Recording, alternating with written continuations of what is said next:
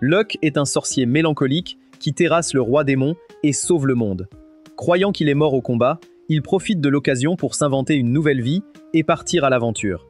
L'histoire commence après la victoire de Luke, du héros Eric et du guerrier Goran sur l'armée démoniaque. Eric a hâte de retrouver sa famille, tandis que Goran espère enfin revoir sa fille. Luke trouve triste que leur famille ait attendu si longtemps, préférant rester célibataire. Mais ses amis l'encouragent à fonder un foyer, affirmant que c'est une motivation essentielle pour avancer. Soudain, une horde de démons surgit. La bataille n'est pas finie. Locke décide de les affronter seul et ordonne aux autres de fuir, sachant qu'ils sont à bout de force. Luke utilise un sort de terre pour bloquer le passage. Eric et Goran refusent de partir, mais Luke leur rappelle leur famille. Il ajoute qu'ils sont devenus les siens, ce qui lui donne la force de combattre. Le cœur lourd, Eric et Goran acceptent son sacrifice et le supplient de survivre. Locke se lance seul contre les démons. Il affronte une générale démon qui tente d'aspirer son mana. Locke réplique avec le même sort, la faisant hurler. Il révèle alors que son talent lui permet de copier n'importe quelle magie observée. Régénéré, il s'empare de l'épée de la générale et charge. Il combat des millions de démons, perdant la notion du temps, utilisant même un sort de mannequin pour continuer à se battre en dormant. Après un massacre, il bloque une attaque puissante. À sa grande surprise, le roi démon a récupéré en quelques jours seulement. Pour contrer la magie de feu, Locke engage le corps à corps. Il tente d'aspirer son énergie, mais le roi démon se protège. Locke sent ses blessures et sait qu'il doit vite récupérer pour survivre. Le roi démon brise l'arme de Locke d'un coup d'épée maudite. Loin de se décourager, le sorcier fonce tête baissée. Il lance un sort de flammes infernales pour acculer le roi, puis enchaîne avec son sort d'aspiration. Le roi démon est pris au piège entre le feu et la perte de sa force vitale. Après des heures, Luke triomphe. Il s'échappe de la faille dimensionnelle avec l'épée du roi, mais réalise qu'il a tout perdu. Ses affaires, ses vêtements et son argent. Il est ruiné. Sans nulle part où aller, il rejoint la capitale, mais la ville a bien changé. En passant devant les gardes, il est immédiatement interpellé. Loin de l'arrêter pour indécence, il lui donne des vêtements. Locke se rend au manoir de Goran, mais la sécurité refuse de le laisser entrer. Luke tente de prouver son identité, mais le garde le chasse. Il change ses plans et part à la guilde des aventuriers pour refaire sa carte. En chemin, il voit une statue d'un beau mage qu'il ne connaît pas. Il demande qui c'est. Le passant est choqué et le prend pour un vagabond. Il explique que c'est Locke, le grand mage qui a sauvé le monde des démons il y a 10 ans. Apprenant qu'il a combattu 10 ans, Luke court à la guilde. Des aventuriers veulent se battre, mais Goran surgit soudainement. En larmes, Goran serre Locke dans ses bras et l'emmène à l'écart, stupéfiant la foule. Il est fou de joie de le revoir après 10 ans. Locke dévore son repas, mais Goran l'arrête pour ne pas brusquer son estomac et demande à son majordome d'apporter du porridge. Locke explique que le drain tactile l'a sauvé. Le majordome revient, c'est Eric, impatient de retrouver son ami. Eric pleure de joie. Ils remarquent tous deux que si eux ont vieilli, Locke a rajeuni. Locke se regarde dans un miroir. Il comprend que c'est dû à l'énergie du roi démon qu'il a absorbée. Ils sont sous le choc. Eric explique que le royaume se préparait depuis 10 ans au retour du roi démon. Mais puisque Luke a gagné, il doit être récompensé. Goran est d'accord avec le roi. Locke apprend qu'Eric est devenu roi. Goran est grand maître de la guilde et Locke a été sacré grand sage et archiduc. La statue est une version idéalisée. Locke décide de laisser mourir la légende du mage Locke pour repartir à zéro. Il obtient une carte au nom de Locke, guerrier rang F. Goran craint qu'il s'ennuie, mais Locke a eu sa dose de combat. Le majordome s'excuse, mais une fille a tout entendu. Plus tard, Locke demande à la réceptionniste Aaron une quête de gobelins. Elle refuse qu'il parte seul et insiste pour qu'il rejoigne un groupe, le prenant pour un débutant. Sans son accord, Aaron l'inscrit avec 2 aventuriers de rang F, forçant Locke à faire équipe avec eux. Ginny l'archère et Ario le sorcier se présentent, et Locke se dit épéiste. Le trio part vers l'habitat des gobelins. D'après les traces, Ginny estime qu'ils sont 10. Locke admire ses talents de scout, mais note son manque d'expérience, car elle ignore que d'autres monstres les guident. Il hésite à les prévenir, mais préfère les laisser apprendre, promettant de veiller sur eux. Il trouve le repère dans une mine. Locke prend les devants, ordonnant aux autres de rester en retrait. Il fonce et massacre les gobelins, choquant les 2 recrues qui réalisent qu'ils sont bien plus nombreux. Après le combat, les recrues sont épuisées. Ario veut battre en retraite, ce que Locke juge sage. Soudain, un cri terrifiant retentit.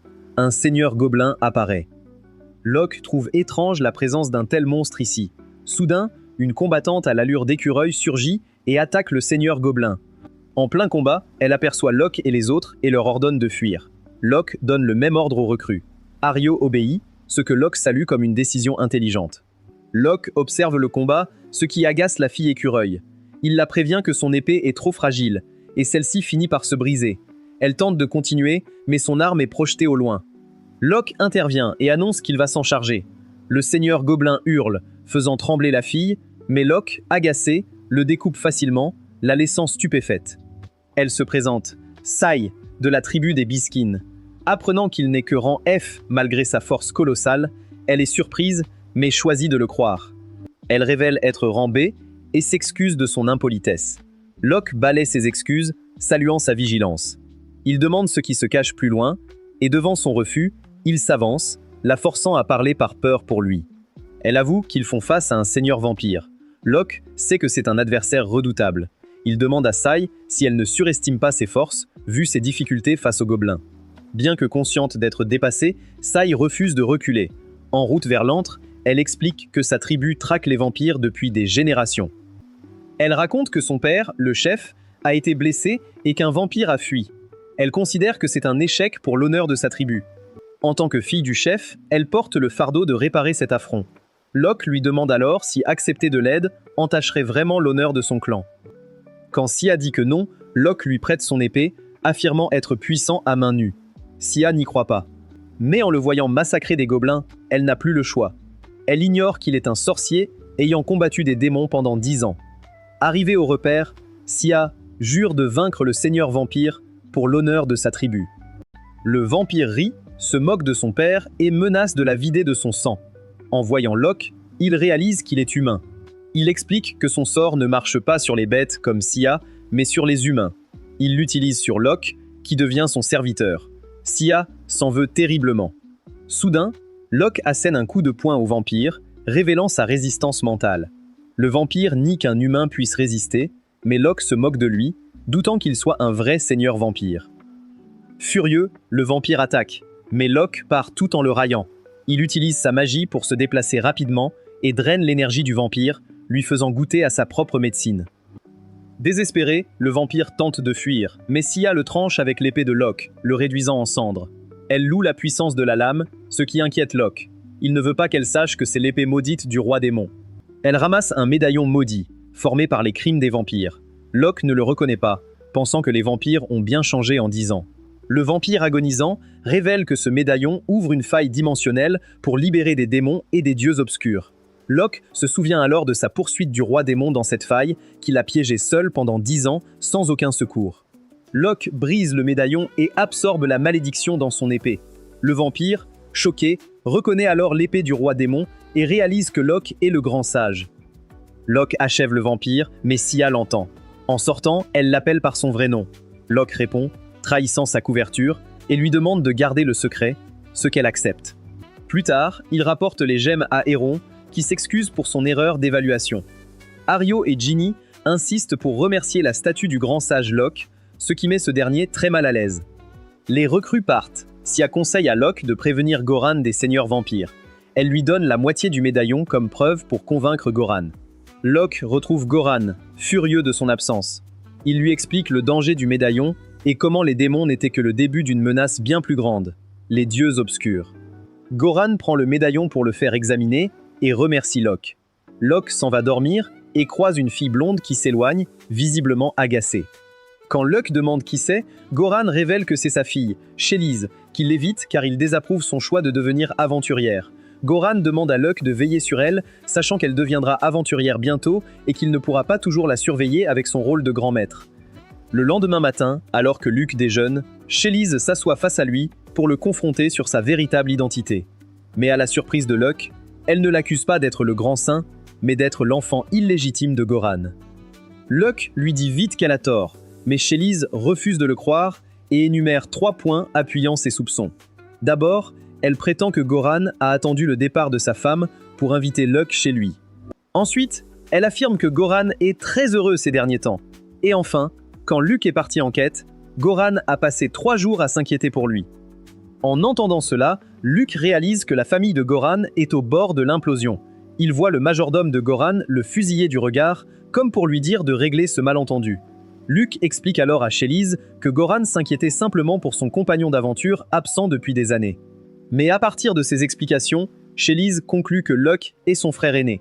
Et quand Locke tente d'en dire plus, elle refuse de l'écouter et insiste pour être sa petite sœur. Il essaie une autre méthode et lui montre sa carte d'aventurier, prouvant qu'il ne fait pas partie de sa famille. Cependant, elle se méprend encore et pense que Goran a refusé de le reconnaître. Elle assure donc à Locke qu'elle l'aidera à devenir l'enfant légitime de Goran. N'en pouvant plus de cette absurdité, Luke lui montre sa véritable carte d'aventurier qui révèle qui il est vraiment. Elle est surprise de voir qu'il est en réalité le Grand Saint, mais à partir de cette information, elle se méprend à nouveau et conclut que le Grand Saint est son frère aîné. Elle dit même que sa statue ressemble au visage de Goran, ce qui prouve leur lien.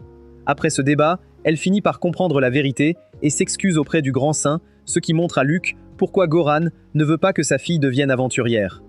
Cependant, leur interaction lui montre qu'elle a une forte volonté, alors il décide de l'emmener en quête, sachant qu'elle y irait de toute façon. Ils ne s'enfoncent pas dans les bois, mais vont vers des fontaines pour discuter avec des civils de signalement de monstres. Locke rappelle à Shélise qu'ils font une quête de rang E, ce qui signifie qu'il n'y a pas de victime humaine, ce qui est illogique avec un dragon en liberté. Locke connaît la réponse, mais laisse Shélise réfléchir, et elle conclut que le monstre n'est qu'une illusion magique. Ils se rendent sur les lieux du monstre, et à leur surprise, un dragon surgit. Shélise est terrifiée, mais Locke l'assure qu'il s'agit d'une illusion et qu'il sent que ce n'est pas un vrai dragon. Il la pousse donc à se battre, et elle affronte le dragon avec sa lame sous le regard de Luke. Il est impressionné par Shélise en action, convaincu, au vu de ce qu'il voit, qu'elle est vraiment une aventurière de rang B. Il se tourne vers le dragon et voit qu'il s'agit d'une illusion de haut niveau créée par une immense quantité de mana, capable de bloquer et contrer les attaques de Shélise pour paraître réelle. Le dragon brûle Shélise, et alors qu'elle est hors de combat, Luke intervient et utilise ses sorts pour attaquer le dragon et l'absorber avec son toucher drainant. Il dit à Shélise d'arrêter de se rouler dans ce feu imaginaire et lui explique qu'une illusion est insensible aux attaques physiques. Elle lui demande comment la vaincre et il lui répond de trouver le lanceur. Il se tourne vers la forêt et ordonne au lanceur caché de sortir. Il tente de le raisonner, affirmant qu'il sait qu'il n'est pas malveillant et qu'il a créé cette illusion pour protéger quelque chose. Face au silence, Luke prévient que la guilde enverra quelqu'un d'autre s'il ne sort pas. Un portail s'ouvre alors et le lanceur apparaît. C'est un démon, ce qui rend Shélise immédiatement hostile. Mais Locke félicite le démon pour son illusion et se présente avec Shélise. Elle demande s'il n'est pas mauvais et Locke lui explique que les démons ne sont pas maléfiques, ce sont des êtres puissants qui détestent se battre. Le démon se présente comme Lucira et les guide vers ce qu'il cache. Luke lui demande pourquoi il lui fait confiance, et Lucira répond qu'il voit en lui un sorcier puissant qui n'a pas recours à la force. Lucira les mène à une ruine antique. Locke et Shélise sont stupéfaits de voir le démon prier devant un poulet. Il explique que c'est l'exalté Girbega, le Seraphol. Quand Shélise le traite de poulet, Lucira insiste pour qu'il dise « Seraphol ». Il révèle que sa tribu le vénère depuis longtemps et qu'il empêche l'ouverture d'une faille dimensionnelle, ce qui est crucial. Lucira raconte que sa tribu a été massacrée par des vampires, le laissant seul protecteur du Seraphol. Luke demande pourquoi il se cache ici, et Lucira explique que le temple est censé avoir une barrière, ce qui est faux. Locke montre l'épée du roi démon et révèle sa véritable identité, le grand Saint Luke. Il promet à Lucira de protéger le Seraphol, jurant sur sa vie de sauver cet être capable de sauver le monde. Locke remercie Lucira et sa tribu pour leur protection. Ému, le démon verse des larmes de fierté en sachant que le sacrifice de son peuple n'aura pas été vain et que le Seraphol sauvera le monde. En sortant du temple, ils sont pris en embuscade par 3 vampires.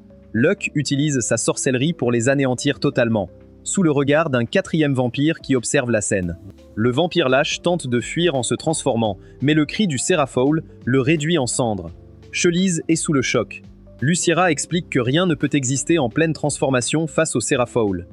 Il retourne à la cité royale où Sia les attend avec une urgence. Locke l'emmène à l'écart et elle lui annonce qu'un grand seigneur vampire dirige les assauts. Locke comprend la gravité de la situation, car un grand seigneur contrôle tous les autres. Sia ajoute que son père est toujours alité, laissant sa tribu sans chef. Il décide de traquer les grands seigneurs, mais Sia craint pour la survie de son peuple. Luke propose son aide, mais Sia insiste. Il y a quelque chose de plus important à faire avant la chasse. Locke se demande ce qu'il peut y avoir de plus important que la chasse. Mais Sia lui explique que sa tribu doit d'abord trouver un poulet magique capable de refermer les failles dimensionnelles. Sia comprend que Locke doit la prendre pour une idiote de se focaliser sur un poulet frit. Avant qu'il ne s'explique, il entend quelqu'un à la porte. C'est Chalice, qui écoutait aux portes.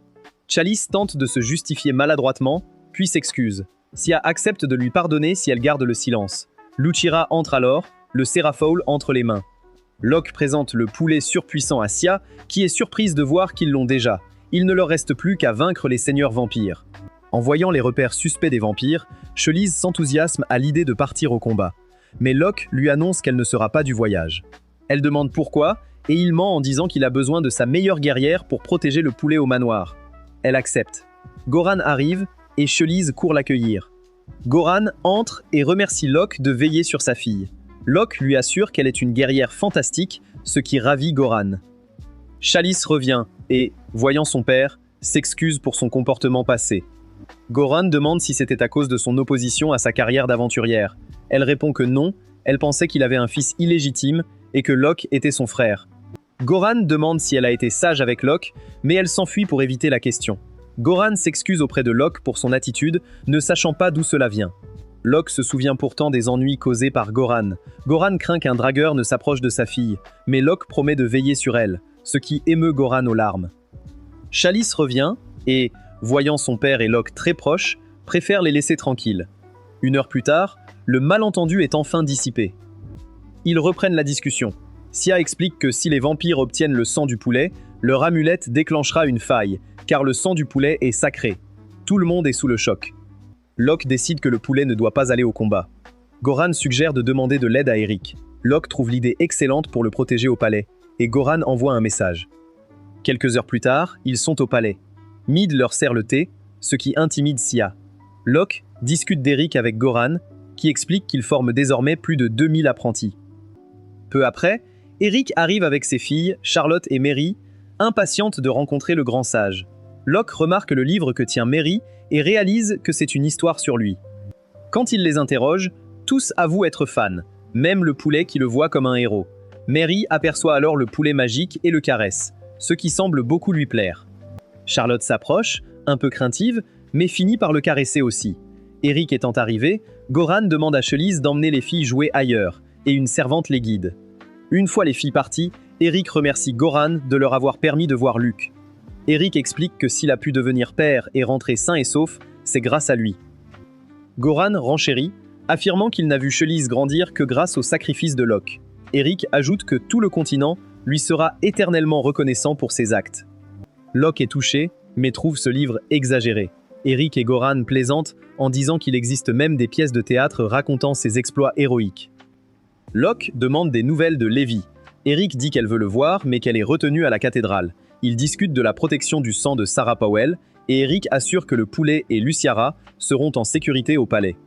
Ils planifient leur stratégie contre les vampires. Locke propose d'utiliser le clan Homme-Bête de Sia pour distraire les seigneurs vampires, permettant au clan de vaincre les hauts seigneurs. Eric et Goran trouvent l'idée risquée et préfèrent que Luke affronte les hauts seigneurs. Goran craint des pertes, mais Sia assure que son clan est prêt à mourir pour les éliminer. Eric et Goran refusent de prêter leurs hommes, car les vampires peuvent les hypnotiser. Sia ajoute que les humains mordus deviennent plus forts, mais que les hommes bêtes les repèrent. Pendant ce temps, Chelise surveille le poulet avec les filles. Elle réalise que si Locke lui a demandé de le protéger, c'était pour l'éloigner du danger, car en tant qu'aventurière de rang F, elle serait un poids. Soudain, les filles voient une lueur derrière Chelise, d'où sortent 3 vampires. Elles tentent de fuir, mais la porte est bloquée par la servante, qui est en réalité un agent secret. Chelise évalue la situation, se demandant si elle peut affronter 3 vampires. Elle cherche son épée, mais réalise qu'elle n'est pas armée. Elle improvise et saisit un bougeoir pour se défendre, déterminée à protéger les filles et le poulet. Les vampires attaquent et Chelise se bat, chargeant même quand ils tentent de l'hypnotiser.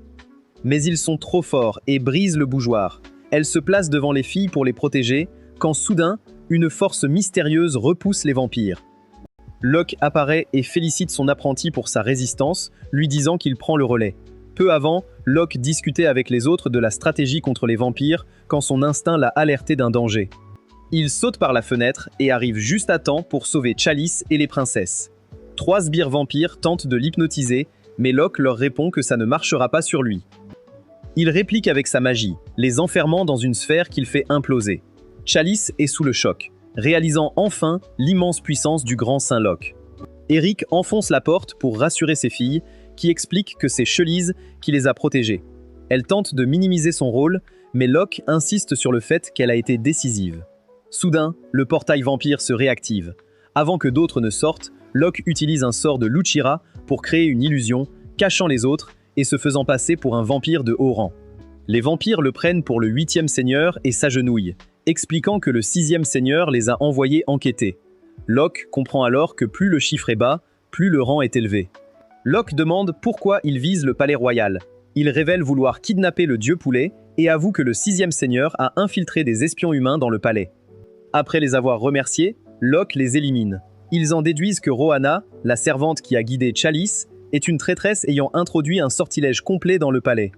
Locke suggère à Eric d'arrêter Rohanna, mais Chalice se lance à sa poursuite. Locke ordonne à Sia de la soutenir, à Eric de mettre les princesses à l'abri et à Goran de protéger le dieu poulet. Goran demande ce que Locke compte faire. Il répond qu'il va s'occuper du 6e seigneur et plonge dans le portail magique, arrivant directement dans son palais pour l'affronter. Il bat quelques vampires, mais le 6e seigneur tire sur Locke, touchant ses propres hommes. Locke l'insulte pour son mépris et charge, mais le seigneur part son attaque avec sa lame. La maîtrise de Locke est supérieure et il tranche le seigneur en deux.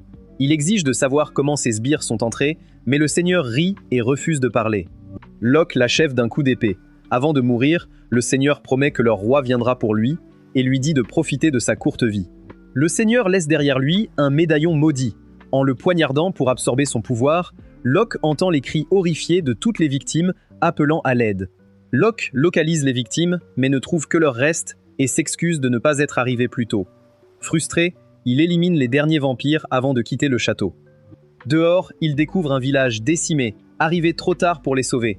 Peu après, Locke retourne au palais royal où Eric, Goran et des soldats l'attendent. Il annonce avoir éliminé les vampires, mais le village est détruit.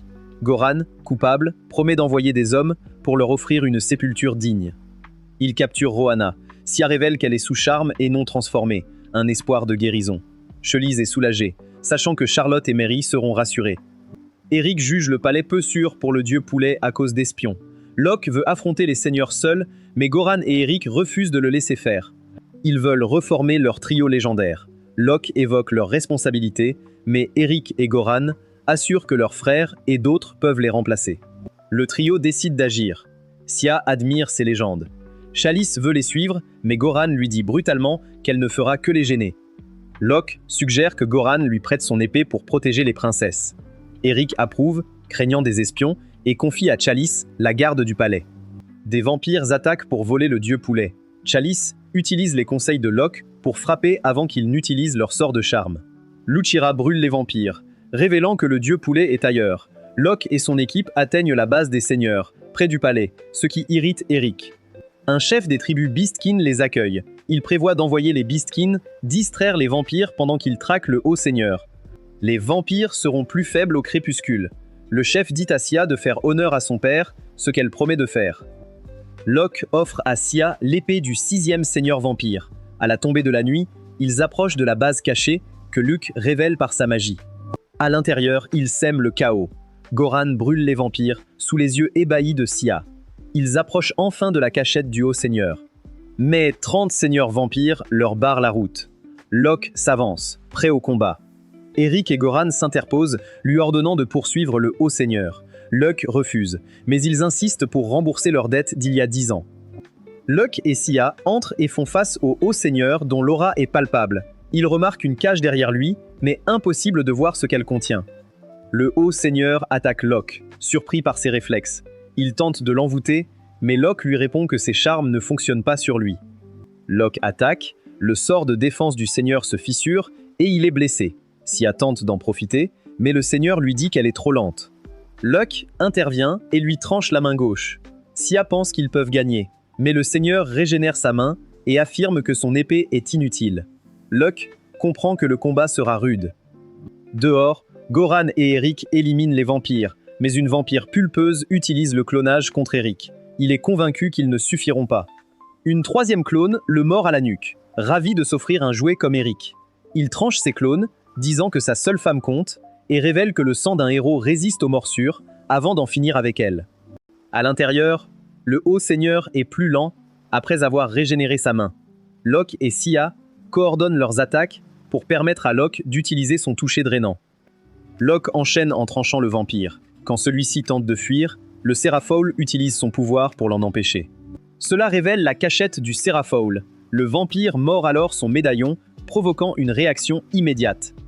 Une pression immense écrase tout le monde au sol, les empêchant de bouger. Le vampire révèle avoir activé les bénédictions des dieux sombres, paralysant tous ceux qui sont puissants. Le vampire veut le sang du dieu poulet, mais Locke utilise son sort de mannequin pour forcer son corps à bouger. Il doit détruire la source de cette pression.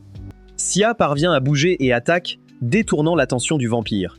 Locke en profite, mais le vampire bloque son épée, affirmant que sa puissance amplifiée est imbattable. Locke lui dit de regarder sa main. Elle saigne, entravée par une barrière sacrée venant de l'église. Locke, excédé, tranche le vampire en deux et lui coupe la tête. Le vampire tente de fuir, mais le Seraphol l'achève. La menace écartée, Locke et Sia se remercient, puis découvrent un loup dans la cage. Sia reconnaît un animal sacré, cousin de son espèce, ce qui force le respect. Locke demande s'il a un pouvoir, mais Sia explique qu'il est juste très intelligent et comprend le langage, raison pour laquelle les vampires l'expérimentaient. Pris de pitié, Locke veut libérer le loup, mais il est surpris de le voir dormir profondément. Sia lui rappelle qu'il a lancé un sort de sommeil sur toute la grotte. Locke dissipe alors son sort. Dès qu'il se réveille, le loup voit Locke et se jette sur lui, cherchant à l'attaquer. Sia intervient vite pour dire au loup qu'il est en sécurité et que Locke l'a libéré. Le loup recule, comme pour s'excuser, et Locke comprend qu'il devait être terrifié. Il lui dit qu'il est libre. En quelques secondes, le loup court partout, fou de joie de retrouver sa liberté. Ils sortent et trouvent Eric et Goran victorieux. Locke demande à Eric de remercier Li-Fai pour son aide, mais Eric insiste pour que Locke le fasse lui-même. Locke demande si Eric lui a ordonné d'agir, mais il répond qu'elle l'a fait d'elle-même, en tant qu'épouse. Ils sortent et retrouvent les autres hommes bêtes après leur combat. Ils acclament Locke, mais Goran pense que le roi doit prendre le relais. Eric s'avance et les salue, déclenchant une clameur générale, tandis que Locke s'habitue encore à combattre en équipe. Ensuite, il rentre au royaume, suivi discrètement par le loup qui ne veut pas être vu. Goran prévient Locke qu'ils sont suivis. Locke confronte le loup et lui dit qu'il est libre. Sia lui apprend que le loup a décidé de le suivre et les autres encouragent Locke à l'accepter car ils sont tous deux seuls. Locke accepte le loup comme membre de sa famille. De retour en ville, les filles d'Eric les accueillent et confirment que Chelise et Luciera ont bien rempli leur mission. Ils voient les gemmes de vampires au pied de Chelise, impressionnés par leur victoire sur 20 ennemis. Locke est encore plus étonné de voir des gemmes d'archivampires. Locke la félicite, prouvant qu'elle est bien la fille de Goran. Ce dernier, incapable de cacher son émotion, est secrètement gêné, mais très fier de sa fille. Voyant le nombre de vampires infiltrés, Eric veut renforcer la défense, ce qui donne une idée à Locke, intégrer des hommes bêtes comme Sia dans la garde royale. Comme ils sont immunisés contre l'hypnose, Eric trouve l'idée excellente et veut commencer le recrutement. Sia est honorée. Eric demande alors à Locke ce qu'il souhaite en récompense. Après réflexion, il demande une maison pour sa famille, avec le loup, la poule et Luciera. Ailleurs, une petite fille rousse tente de survivre dans la rue, cherchant de quoi manger. Elle échappe aux hommes qui la traquent et se réfugie dans une cave. Plus tard, Locke découvre sa nouvelle demeure, qu'il trouve bien trop grande pour lui. Ils visitent la maison et se répartissent les corvées. Luciera et le poulet choisissent une chambre, mais Chelise en veut une aussi. Locke refuse, elle a déjà son propre foyer. Goran lui montre la tour de guet, que Locke choisit pour lui et garbe. La nuit, Luciera le réveille, terrifié par un bruit étrange provenant de la cave. En chef de famille, Locke descend avec Luciera et le poulet. Devant une porte, ils entendent une voix effrayante répéter qu'elle souffre, ce qui les glace d'effroi. Merci d'avoir regardé. Restez à l'affût des prochains épisodes et dites-nous quel est votre personnage préféré en commentaire si vous avez hâte de voir la suite.